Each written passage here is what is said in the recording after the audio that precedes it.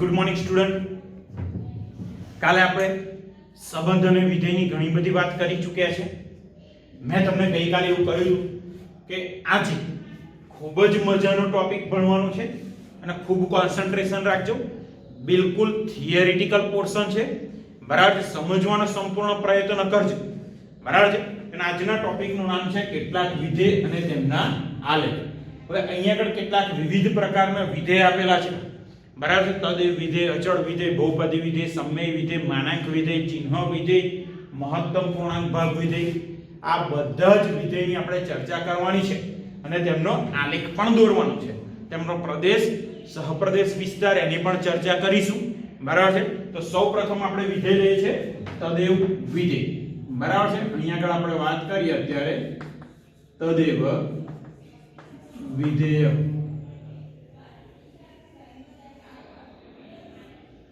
ધ્યાન રાખજો, તદેવ વિધેય ઇંગ્લિશમાં એને કહેવાય આઇડેન્ટિટી ફંક્શન.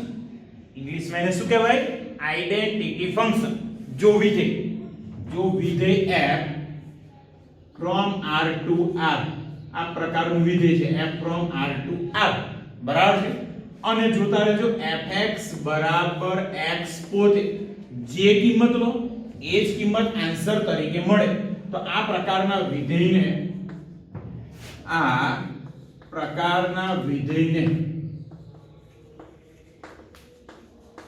તદેવ વિધેય કહે છે.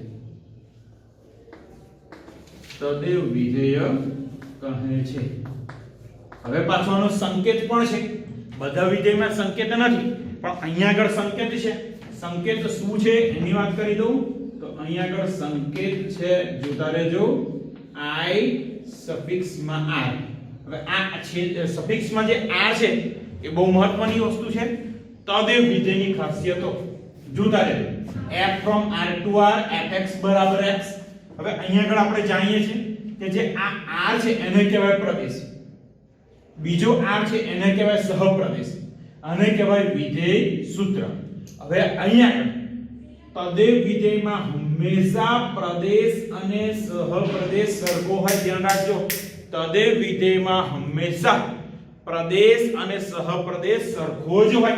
અહીંયા આગળ r છે તો અહીંયા આગળ પણ r, n તો n, z તો z. જરૂરી નથી કે અહીંયા આગળ બંને જગ્યાએ r જ હોવા જોઈએ. આ તો મેં જનરલ લખ્યું છે, પણ એનું મેઈન જે વિધેય સૂત્ર છે fx બરાબર x, આ વિધેય સૂત્ર ફિક્સ છે. fx x જ આવે, પણ પ્રદેશ અને સહપ્રદેશ r સિવાય બીજા કોઈ હોઈ શકે. n હોઈ શકે, બંને z હોઈ શકે, બરાબર છે. બીજા કોઈ પણ ગણ i q કોઈ પણ હોઈ શકે, બરાબર છે. તો આ પ્રકારના વિધેયને તદેવ વિધેય કહેવાય. આઇડેન્ટિટી ફંક્શન એટલા માટે એનો સંકેત i છે. અહીંયા આગળ પ્રદેશ અને સહપ્રદેશ, અહીંયા આગળ r છે એટલે સફિક્સમાં r લખ્યું છે. જો અહીંયા આગળ પ્રદેશ અને સહપ્રદેશ n હોય તો i n લખાય. અહીંયા આગળ સફિક્સમાં જે લખવાનું છે એ પ્રદેશ અને સહપ્રદેશ જે હોય એ લખાય. n તો n, z તો i z, w તો i w. એ ખાસ યાદ રાખજો, i r અહીંયા આગળ r છે એટલા માટે લખેલો છે. i તો ફિક્સ છે. સફિક્સમાં જે નંબર કે જે અંક, જે મૂળાક્ષર છે એ આ ગણ ઉપર ડિપેન્ડ છે, બરાબર છે. આ r ફિક્સ નથી, i હંમેશા ફિક્સ છે. ઓકે, ચાલો અહીંયા આગળ ધ્યાન રાખો. આ x ની કિંમત આપણે જાણીએ છીએ પ્રદેશ r માંથી લેવાની છે અને આન્સર તરીકે પણ એનો જ x આવે. જે કિંમત લો એની જ કિંમત આપણને પાછી મળે. ચાલો આપણે કેટલી કિંમતો લઈએ તો હવે x બરાબર 1 લો તો આન્સર અહીંયા આગળ કયો આવશે? જે કિંમત લીધી એનો જ આન્સર. x બરાબર 0 લીધા, આન્સર 0. x બરાબર -1, આન્સર -1. x બરાબર -2 તો આન્સર -2. x બરાબર -3 તો આન્સર આવશે -3. હજુ આગળ વાત કરીએ. x બરાબર x બરાબર હવે પ્લસ બાજુ જઈએ, 2 લઈશું તો આન્સર 2. x બરાબર 3 તો આન્સર 3. x બરાબર 4 તો આન્સર આવશે 4. ધ્યાન રાખો, અહીંયા આગળ મેં ખાલી પૂર્ણાંક સંખ્યા લીધી છે. અહીંયા આગળ પ્રદેશ r છે તો x ની જગ્યાએ તમે અપૂર્ણાંક સંખ્યા પણ લઈ શકો. એટલે 1.1 તો આન્સર 1.1. 1.5 તો આન્સર 1.5, 0.11 તો આન્સર 0.11 ને દરેકે દરેક અપૂર્ણાંક પણ અહીંયા આગળ આવી જશે. જે કિંમત હોય એની જ કિંમત આપણને આન્સર તરીકે પાછી મળશે. બરાબર છે. તદે વિધેયમાં ખાસ ધ્યાન રાખો, આર પ્રદેશ સહપ્રદેશ સરખા, વિધેયનું ફોર્મ વિધેયનું સ્વરૂપ ફિક્સ છે, fx = x. જે કિંમત હોય એ જ કિંમત આન્સર તરીકે મળશે. અહીંયા આગળ એનો સંકેત છે i અને સફિક્સમાં જે r લખ્યું છે એ પ્રદેશ અને સહપ્રદેશ દર્શાવે છે. n હશે તો n, z હશે તો z. ચાલો હવે અહીં આકૃતિ દોરી દઈએ, પછી બીજી વાત કંઈક કરીએ છે.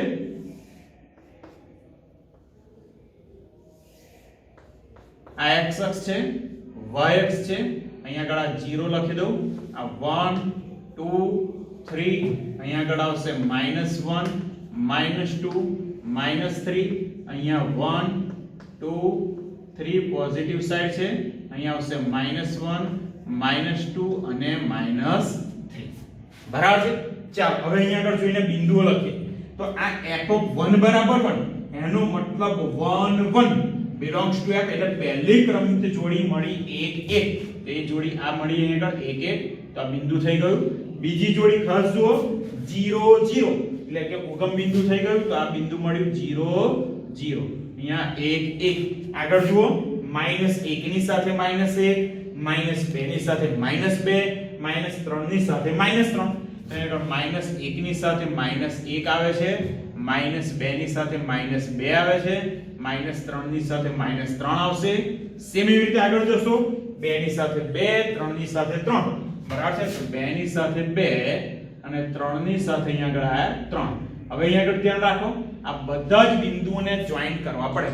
ધારો કે અહીંયા આગળ કણ z હોત તો અહીંયા આગળ માત્ર જે બિંદુ છે ને એ જ આપણો આવે. પણ અહીંયા આગળ r છે તો એનો મતલબ 0.1 લેશો તો 0.1 આન્સર મળશે. 0.5 લેશો તો 0.5 મળશે. એવી રીતે 1.5 તો 1.5, 1.7 તો 1.8 આવી રીતે બધા જ બિંદુ મળશે. પણ z છે તો z વિધેય હોય, z અહીંયા આગળ પ્રદેશ સહપ્રદેશ હોય તો z ની અંદર આપણે જાણીએ છીએ 0 આવે, 1 આવે, 2 આવે, પણ 0 અને 1 ની વચ્ચેની કોઈ કિંમત આવતી નથી. એટલે માત્ર બિંદુ સ્વરૂપ આવશે. પણ અહીંયા આગળ છે આપણી જોડે r વિધેય, તો બધા જ બિંદુઓને આપણે જોઈન્ટ કરી દઈએ એટલે આપણને આ મળી ગયો આપણો આલેખ. બરાબર છે. આ થઈ ગયો તદેવ વિધેયનો આલેખ. તો અહીંયા આગળ તદેવ વિધેયનો આલેખ કેવો મળે?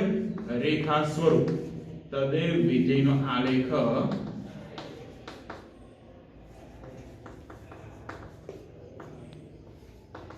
રેખા છે. બરાબર. પણ ક્યારે રેખા છે? તો અહીંયા આગળ પ્રદેશ સહપ્રદેશ r હોય તો અહીંયા આગળ કૌંસમાં લખું પ્રદેશ બરાબર સહપ્રદેશ બરાબર r. તો જો પ્રદેશ અને સહપ્રદેશ z હશે તો માત્ર બિંદુ સ્વરૂપ મળશે. સહેજ મગજમાં રાખજો. અને એ ઓબ્વિયસ છે કે z હોય તો પોઈન્ટ વાળી કોઈ સંખ્યા આવે નહીં. હવે અહીંયા આગળ વાત કરીએ પ્રદેશની. તો અહીંયા આગળ આ વિધેયનો પ્રદેશ ને સહપ્રદેશ તો r છે જ. હવે મહત્વની વસ્તુ આવી વિસ્તાર. તો આ વિધેયનો વિસ્તાર શું? ચાલો અહીંયા આગળ ધ્યાન રાખો. વિસ્તાર, વિસ્તાર એટલે કે રેન્જ ઓફ f. તો જે આન્સર આવે એનો ગણ એટલે વિસ્તાર. તો તમે કહેશો કે સર અહીંયા આગળ આન્સર આવે 1 0 -1 -2 -3 2 3 4. તો અહીંયા આગળ આન્સર અહીંયા આગળ મળ્યો બધી જ પૂર્ણાંક સંખ્યા. તો z આવી શકે ના. અહીંયા આગળ z તો ખરા, પણ અહીંયા આગળ ધારો કે 1.1 લો તો આન્સર 1.1 આવે છે. 1.2 લેશો તો આન્સર 1.2 આવશે. એટલે અહીંયા આગળ દરેકે દરેક વાસ્તવિક કિંમત લેશો તો આન્સર દરેકે દરેક વાસ્તવિક કિંમત આવવાની છે. એટલે અહીંયા આગળ વિસ્તાર રેન્જ ઓફ f બરાબર x such that x belongs to r. બરાબર. અથવા તો તમે આગળ જે વિધેય સૂત્ર આપ્યું છે એ અહીંયા આગળ મૂકી દો અને x belongs to જે પ્રદેશ છે એ લખવાનું. ધારો કે અહીંયા આગળ જનરલ માહિતી આપું છું. ધારો કે અહીંયા આગળ 2x હોય તો અહીંયા આગળ 2x લખી દો અને x belongs to r. પણ હમણાં જ્યારે તદેવ વિધેય ચાલે છે તો અહીંયા આગળ આ x લખી દેવાનો જે વિધેય આપ્યું છે અને x belongs to પ્રદેશ. અથવા તો અહીંયા આગળ એનો સહવિસ્તાર r એવું ડાયરેક્ટ લખી શકો. ખાસ ધ્યાન રાખજો. તદેવ વિધેય બરાબર છે પ્રદેશ સહપ્રદેશ સરખા, વિધેય સૂત્ર fx = x ફિક્સ. ઓકે, હવે આગળ વાત કરીએ છીએ અચળ વિધેય. ધ્યાન રાખજો, બીજું વિધેય છે આપણી જોડે અચળ વિધેય. નામ પરથી જ કદાચ આ અંદાજો આવી જશે કે અચળ વિધેય એટલે શું. તો અચળ વિધેય એટલે એનું સ્વરૂપ લખી દઉં. અહીંયા આગળ જેમ તદેવ વિધેયનું સ્વરૂપ લખ્યું એવું જ અહીંયા આગળ સ્વરૂપ લખી દઉં f from r to r. બરાબર છે, અને fx બરાબર k, અને k શું છે, k belongs to r, એટલે કે k કોઈ અચળાંક છે, અહીંયા કૌંસમાં લખું k અચળ છે. બરાબર છે, તો આ પ્રકારના વિધેયને સેમ ઉપરના જેવું જ લખું છું, આ પ્રકારના વિધેયને અચળ વિધેય કહે છે.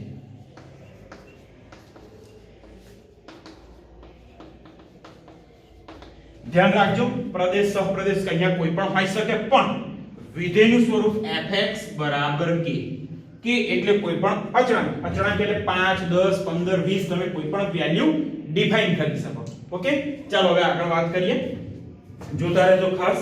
તો અહીં આગળ હવે લખું છું, આપણે આલેખ દોરવા માટે શું જોઈશે, કેટલાક બિંદુઓ.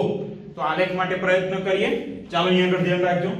હવે x ની કિંમત 1 2 3 4 બધી જ લઉં છું. તો હવે f of 1 તો આન્સર મળ્યો k. f of 2 આન્સર મળ્યો k. f of 3 આન્સર અહીંયા પણ k. આગળ વાત કરીએ, f of 0 answer k. f of -1 તો પણ k.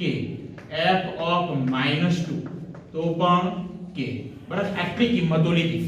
આન્સર અહીંયા આગળ 1 લઈએ તો પણ k મળે છે. એનું રીઝન શું? તો સામે જે વિધેય આપ્યું છે એ વિધેય આ x ઉપર આધારિત જ નથી. મતલબ x ની કિંમત તમે કોઈ પણ લો, આન્સર હંમેશા મળશે k, કારણ કે k એ અચળ વિધેય છે. બરાબર છે, એટલે અહીંયા આગળ આ વિધેય અચળ વિધેય એટલા માટે કે તમે x ની કોઈ પણ કિંમત લો, આન્સર હંમેશા એક સરખો જ આવવાનો છે. આન્સર આવવાનો છે k. અહીંયા આગળ મેં લખ્યું છે k belongs to r. બરાબર છે, k એ અચળ છે. આ તો જનરલ સ્વરૂપ લખ્યું.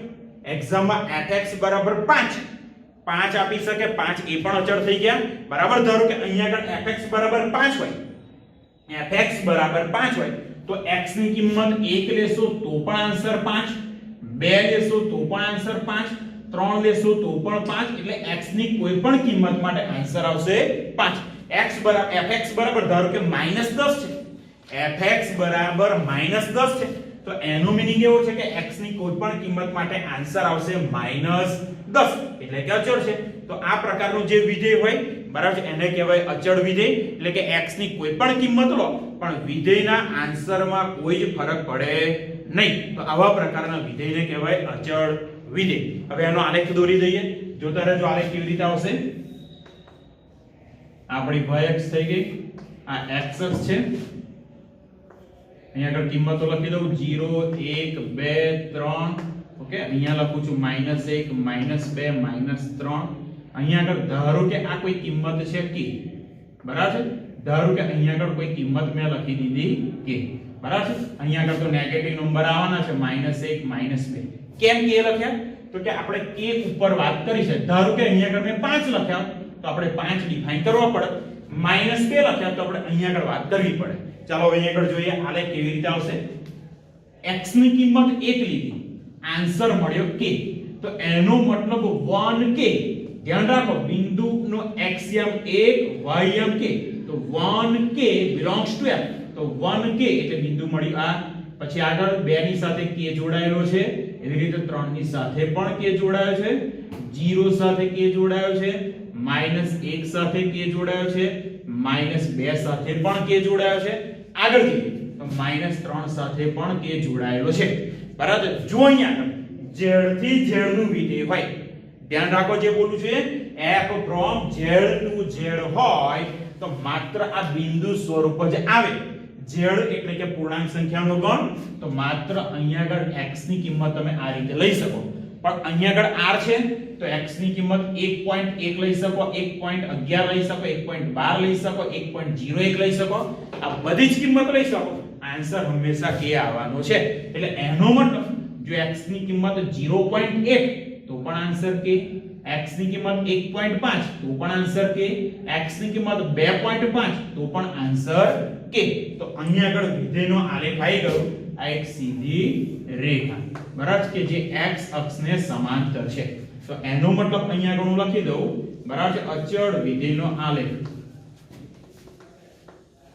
અચળ વિધેયનો આલેખ x અક્ષને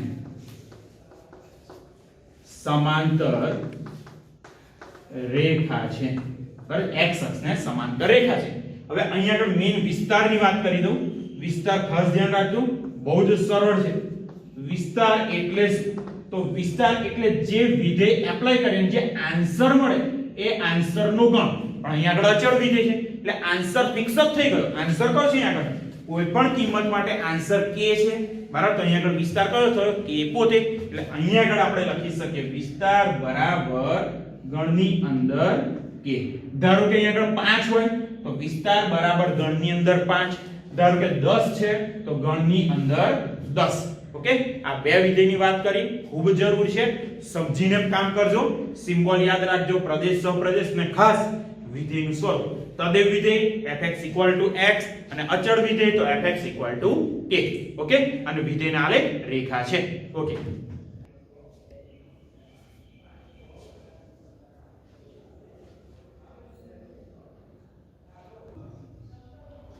ચાલો બાળકો, આપણે બે વિધેયની વાત કરી ચૂક્યા, તદેવ વિધેય, અચળ વિધેય. વિધેય સૂત્ર ખાસ યાદ રાખજો. આલેખ કેવી રીતે ડ્રો થાય છે એને પણ મગજમાં રાખજો. ઓકે, ચાલો આપણે આગળ એકાદ દાખલો લઈએ છે, પછી એકાદ વિધેય પોસિબલ હોય તો આજે જોઈ લઈએ, નહીતર પછી કાલે બીજા વિધેયની ચર્ચા કરવાની છે. આજે બે વિધેયની ચર્ચા કરી બરાબર છે, બંને વિધેય આજે કમ્પ્લીટ થઈ જવા જ જોઈએ. ફરી કહું છું, આજે બે વિધેયની ચર્ચા કરી, બંને વિધેયની ચર્ચા થઈ જવી જોઈએ બરાબર છે. કમ્પ્લીટ કરી દો, કશી ખબર ના પડે તો મારો નંબર આપણી જોડે છે જ બરાબર છે, મને કોલ કરી શકો છો અથવા તો WhatsApp પર મોકલી શકો છો. વાત કરીએ આગળ, ઉદાહરણ 13. f from r to r, f from r to r fx બરાબર વિધેય આગળ આપ્યું છે fx x2 અને x ક્યાં છે? x એ r ની અંદર છે, પ્રદેશ સહપ્રદેશ બંને r છે. થી વ્યાખ્યાયિત એક વિધેય છે. આ વિધેય આપેલું છે, આ વ્યાખ્યાને આધારે નીચેનું કોષ્ટક પૂર્ણ કરો. કોષ્ટક અહીંયા આગળ આપેલું જ છે બરાબર છે. આ વિધેયનો પ્રદેશ અને વિસ્તાર શું થશે? f નો આલેખ પણ દોરવાનો છે. ચાલો પહેલા તો કોષ્ટકો ખૂબ સરળ છે, વિધેય ઉપર આધારિત છે. વિધેય જુઓ, fx x2 એવું આપ્યું છે, એટલે કે કોઈ પણ x ની કિંમત અહીંયા લો તો આન્સર આવશે એનો વર્ગ. દાખલા તરીકે x બરાબર હું 25 લઉં તો આન્સર આવશે 25 નો વર્ગ 625.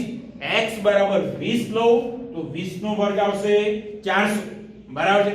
x બરાબર હું 35 લઉં તો 35 નો વર્ગ આવશે 1225. x બરાબર -35 લઉં તો -35 નો વર્ગ પણ આવશે 1225. સિમ્પલ આવી રીતે આપણે આન્સર શોધવાના છે. કોષ્ટકમાં એવું જ કંઈક છે, x ની કિંમતો આપેલી છે, વિધેયની કિંમત શોધવાની. તો x બરાબર -4 તો અહીંયા આગળ મૂકો, x ની જગ્યાએ -4 તો અહીંયા મળ્યા -4 નો વર્ગ. એટલે અહીંયા આગળ આપણે આવું લખીએ -4 નો વર્ગ બરાબર -4 નો વર્ગ જાણીએ છે 16.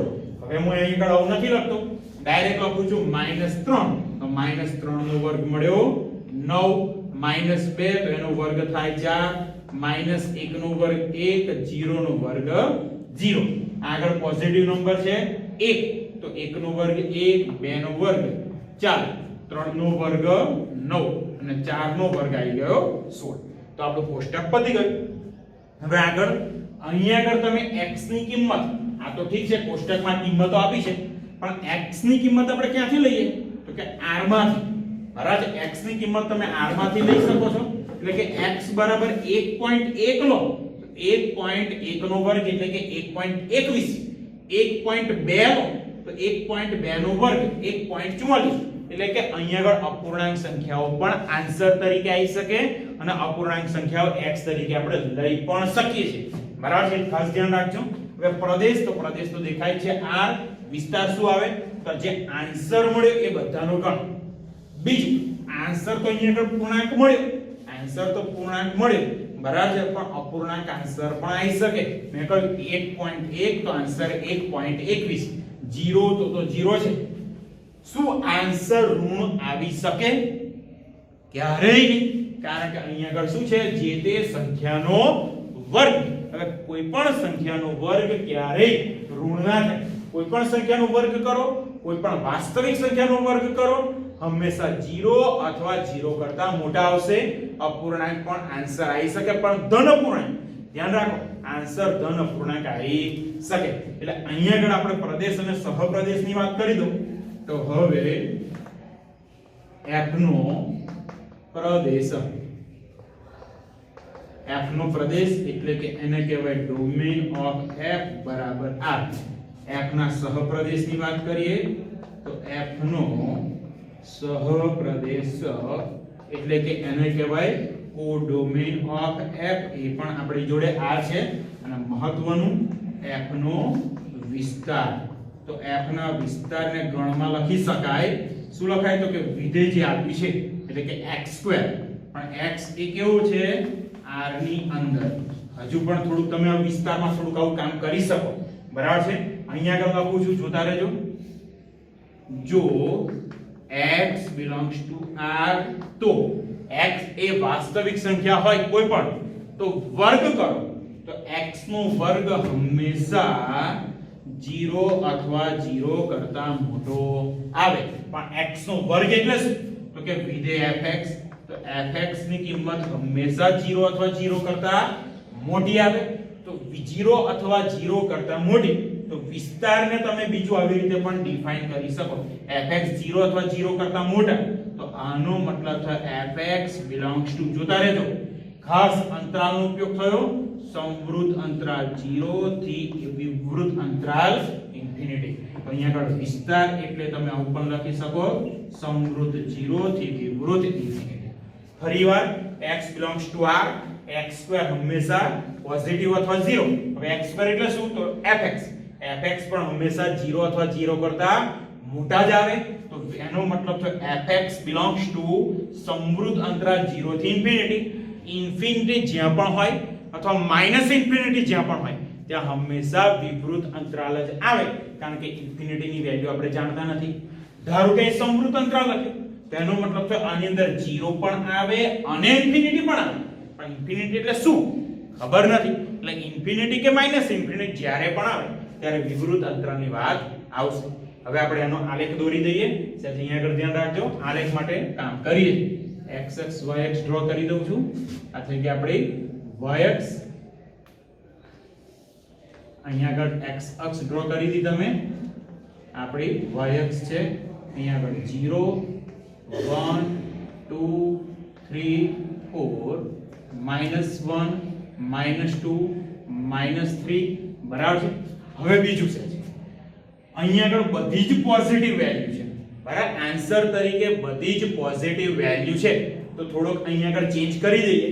આ જે x અક્ષ દોર્યો છે એને થોડોક નીચે દોરી દઉં. જોતા રહેજો, અહીંયા આગળ આ x અક્ષને હું થોડોક નીચે ડ્રો કરી દઉં છું એટલે આપણે સરળતાથી ગ્રાફ ડ્રો કરી શકીએ. આ y અક્ષ તો છે, અહીંયા આગળ હું x અક્ષ ડ્રો કરું છું કારણ કે આપણે y ની કિંમતો બધી જ પોઝિટિવ છે. 1 2 અહીંયા 3 4 નેગેટિવ સાઈડ -1 -2 -3. ઓકે? અને પોઝિટિવ સાઈડ 0 થી લઈને 16 સુધી છે. તો અહીંયા આગળ આ 1 2 3 4 5 ધારો કે અહીંયા આગળ કોઈ કિંમત હું ડાયરેક્ટ લઈ લઉં છું 9 અને આગળ જઈએ તો 16. ચાલો પહેલું બિંદુ 0 ની સાથે 0 તો પહેલું બિંદુ અહીંયા આગળ થયું 0 0. બીજું બિંદુ 1 ની સાથે 1 છે. જોતા રહેજો, 1 1. પછીનું બિંદુ 2 ની સાથે ડાયરેક્ટ એનો વર્ગ આવી ગયો એટલે કે 4. બરાબર છે? 3 ની સાથે આવશે 9.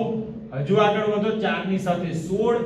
સેમ એવી રીતે -1 ની સાથે +1, -2 ની સાથે +4, -3 ની સાથે 9. એટલે આપણો આલેખ કંઈક આવો આવવાનો છે. આ થઈ ગયો આપણો આલેખ. ઓકે? તો અહીંયા આગળ લખી દો fx બરાબર x2. fx = x2. આ થઈ ગયો આપણો આલેખ.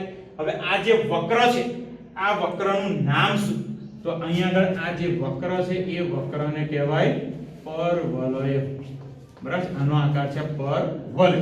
હવે અહીંયા આગળ fx બરાબર x2, તો એવા વિધેયને આપણે y પણ આને કહી શકીએ ઇક્વલ ટુ y. fx ને તમે શું કહી શકો? y. કારણ કે x એ x એમ દર્શાવે, પણ fx એ શું દર્શાવશે? y એમ. ઓકે, ચાલો નેક્સ્ટ એક્ઝામ્પલ લઈએ છે. બહુ જ સરળ છે આ તો. fx બરાબર f from r to r, fx equal to x3. x belongs to r થી વ્યાખ્યાયિત વિધેયનો માત્ર આલેખ દોરવાનો છે. હવે આલેખ દોરવો હશે તો કેટલાક બિંદુઓ જોઈશે. ચાલો કેટલાક બિંદુઓની વાત કરી દઉં છું અહીંયા આગળ, અને પછી આપણે આલેખ ડ્રો કરીએ. તો હવે x ની કિંમત r માંથી લેવાની છે. શરૂઆત કરું છું 0, f of 0 બરાબર 0, f of 1 બરાબર 1 ની 3 ઘાત 1, f of 2 2 ની 3 ઘાત 8, f of 3 મળ્યા 3 ની 3 ઘાત 27. ચાલો આટલી કિંમતો લીધી. હવે નેગેટિવ સાઈડ પર જઈએ તો f of -1 equal to -1 ની 3 ઘાત બરાબર -1. આગળ f of -2 equal to -2 ની 3 ઘાત એટલે મળશે -8. અને આગળ f of -3 તો -3 ની ઘાત 3 ઘાત તો -27. કયા કયા બિંદુઓ મળ્યા? 0 0, 1 1, 2 8, 3 27. એના પછીનું બિંદુ નેગેટિવ સાઈડ પર -1 -1, -2 -8 અને -3 -27. ચાલો આનો આલેખ ડ્રો કરી દઉં છું. સેટ જોતા રહેજો. આપણી y થઈ ગઈ. અહીંયા આગળ છે x અક્ષ. x ઉપર બિંદુઓ લઉં છું 0 1 2 બરાબર છે, અને આગળ એક બિંદુ લઈ લઉં છું 3. નેગેટિવ સાઈડ પર -1 -2 -3. અહીંયા આગળ 1 2 3. નેગેટિવ સાઈડ પર -1 -2 -3. ઓકે, ચાલો આ બધી જ કિંમતો લીધી. હવે આલેખ દોરવાનો છે. પહેલું બિંદુ 0 ની સાથે 0 એટલે 0 0 તો આવવાના ફિક્સ થઈ ગયા. 1 ની સાથે 1, 2 ની સાથે 8 ક્યાંક અહીંયા આગળ હશે છેક ઉપર, 3 ની સાથે 27 છેક ઉપર હશે. એવી જ રીતે -1 ની સાથે -1 છે, -2 ની સાથે -8 આવશે છેક નીચે, -3 ની સાથે -27. મતલબ કે આપણો આલેખ આવી ગયો. જોતા રહેજો. આપણો આલેખ આવશે કંઈક આવો, છેક અહીંયા આગળ આ ઉપર તરફ જશે. બરાબર છે, અને અહીંયા આગળ આવશે આ રીતનો આલેખ. તો આ થઈ ગયો આપણો આલેખ. તો અહીંયા આગળ આપણે લખી શકીએ y fx x ની 3 ઘાત. આ થઈ ગયો એનો આલેખ. ઓકે, બહુ સરળ હતો. બરાબર છે. અહીંયા આગળ વિસ્તાર પૂછે તો વિસ્તાર એટલે x ની 3 ઘાત, જ્યાં x belongs to r. અહીંયા આગળ લખી રાખું છું. બરાબર છે. વિસ્તાર પૂછે તો અહીંયા આગળ થયો વિસ્તાર. તો ગણની અંદર x ની 3 ઘાત અને x belongs to r. ચાલો, બે વિધેયની આપણે ચર્ચા કરી ચૂક્યા છે, તદ્દેવ વિધેય અને અચળ વિધેય. અને હવે એકદમ એક સરળ વિધેયની વાત કરી દઉં છું. બરાબર છે. અને વિધેયનું નામ છે બહુપદી વિધેય. બહુપદીથી આપ પરિચિત હશો. 8 9 10 માં કદાચ આવી જ ગયું છે. બરાબર, આઈ થિંક 9મા ધોરણમાં આવે છે. અહીંયા આગળ લખું છું બહુપદી વિધેય. બહુપદી વિધેયમાં શું? તો વિધેયનો પ્રદેશ અને સહપ્રદેશ અહીંયા લખું છું f from r to r. બરાબર, આ વિધેયનો પ્રદેશ સહપ્રદેશ લખી દીધો. વિધેયનું સૂત્ર લખું છું, એટલે કે બહુપદીનું સ્ટાન્ડર્ડ સ્વરૂપ. બહુપદીનું સ્ટાન્ડર્ડ સ્વરૂપ a0 a1 x1 a2 x2 up to છેલ્લી ટર્મ આવશે an x(n), where an is not equal to 0. તો આ થઈ ગયું બહુપદી નું સ્વરૂપ. ખાસ ધ્યાન રાખો, અહીં આગળ x ની ઘાત 1 2 3 4 x ની ઘાત હંમેશા પૂર્ણાંક જ હોવી જોઈએ. x ની ઘાત હંમેશા ધન પૂર્ણાંક જ હોવી જોઈએ. x ની ઘાત અપૂર્ણાંક હોય તો એને બહુપદી વિધેય કહેવાય નહીં. અહીંયા a0 a1 a2 up to an આ બધા જ સહગુણક અચળ છે. તો અહીંયા આગળ અચળ જે પદ છે a1 a0 a up to an આ અપૂર્ણાંક હોય તો ચાલે, પણ x ની ઘાત હંમેશા પૂર્ણાંક જ જોઈશે. ચાલો અહીંયા આગળ ઉદાહરણ આપી દઉં તમને ફટાફટ. તો અહીંયા આગળ એક વિધેય લખું fx બરાબર મેં લખ્યા 2/3 plus 5/2x બરાબર 5/2 x વત્તા 7x4 બરાબર. જરૂરી નથી કે x ની 1 ઘાત 2 ઘાત થી લઈને ગમે તે સુધી x ની 1 ઘાત પછી 4 ઘાત હોય તો પણ ચાલે.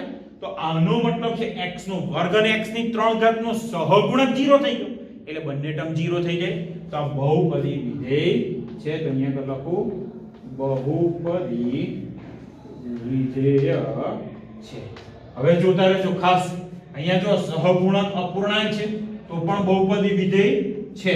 અહીંયા આગળ fx બરાબર 2/3 વત્તા 5/2x1/2 પ્લસ 7x4 બંને જગ્યાએ સરખું જ વિધેય છે, ખાલી અહીંયા આગળ x ની ઘાત 1 છે, અહીંયા આગળ x ની ઘાત 1/2 છે. તો x ની ઘાત અપૂર્ણાંક આવી તો આને બહુપદી વિધેય કહેવાય નહીં. તો અહીંયા લખું બહુપદી વિધેય નથી. બરાબર, ખાસ x ની ઘાત અપૂર્ણાંક છે એટલે આ બહુપદી વિધેયમાં x ની ઘાત કમ્પલસરી પૂર્ણાંક જ જોઈએ. હવે આલેખની વાત કરીએ તો બહુપદી વિધેય અલગ અલગ પ્રકારના હોય.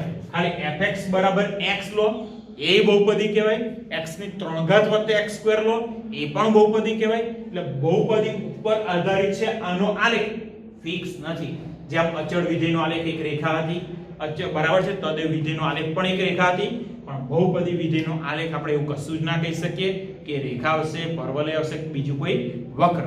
ઓકે, આજે 3 વિધેય પડ્યા, 3 વિધેયમાં પહેલા 2 વિધેય અચળ અને તદે વિધેય ખૂબ અગત્યના, બહુપદી વિધેય પણ છે, ધ્યાન રાખજો.